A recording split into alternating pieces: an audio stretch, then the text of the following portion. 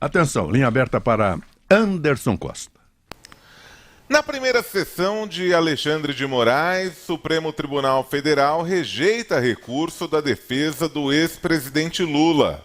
Os advogados do petista questionavam uma decisão do ministro Teori Zavascki que determinou que ele seja julgado pela Justiça em Curitiba e não pelo STF. A defesa do ex-presidente alegava ter havido usurpação da competência da corte com a divulgação das ligações telefônicas entre Lula e a ex-presidente Dilma Rousseff.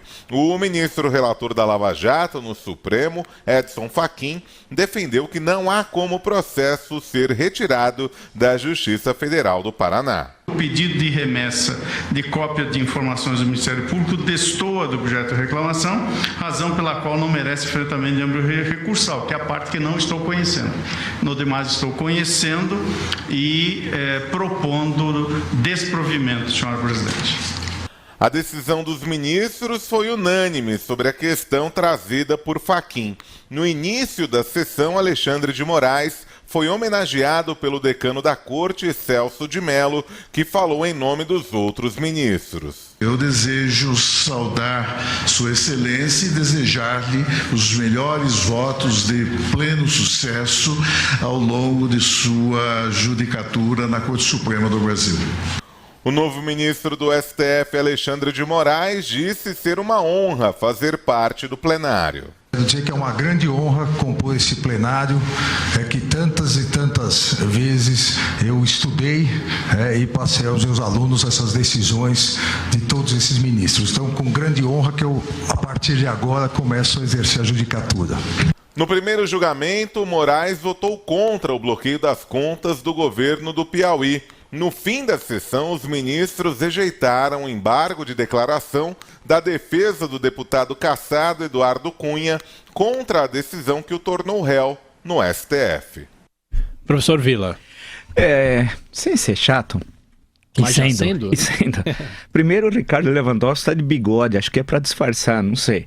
Ponto 2. Essas homenagens, eu acho isso de uma hipocrisia absoluta. É óbvio que um vai saudar e o outro vai dizer que está emocionado por fazer parte. É a mesma coisa quando o sujeito está no carnaval, pergunta, e aí, como é que tá? Tá bacana o carnaval? Não ouvi. Tá legal o carnaval? Não ouvi. Tá legal, tá.